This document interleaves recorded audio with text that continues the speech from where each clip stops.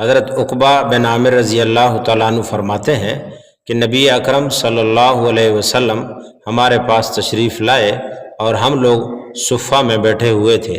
آپ صلی اللہ علیہ وسلم نے فرمایا کہ تم میں سے کون شخص یہ بات پسند کرتا ہے کہ الصبح بازار بطحان یا عقیق جائے اور 2 اونٹنیاں عمدہ سے عمدہ بلا کسی گناہ اور قطع رحمی کے پکڑ کے لے آئے، یعنی اس کو فری میں مل جائیں، نہ اس نے پیسے دیے، نہ کسی سے لڑا،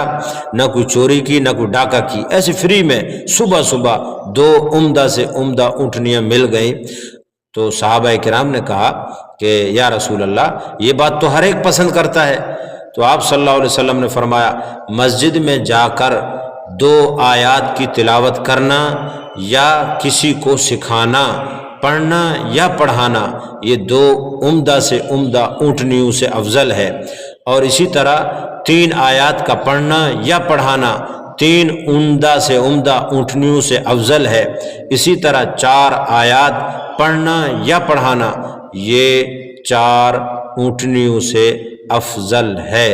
اللہ تعالی ہمیں یہ نصیب فرمائے۔ دیکھیں کہ 2 اونٹنیاں عمدہ سے عمدہ فری میں اگر مل رہی ہیں تو ہر شخص بھاگے گا، لیکن قرآن کی 2 آیات کا ثواب اس سے زیادہ ہے، 3 کا ثواب 3 سے زیادہ ہے، 4 کا ثواب 4 سے زیادہ ہے۔ اللہ نصیب فرمائے۔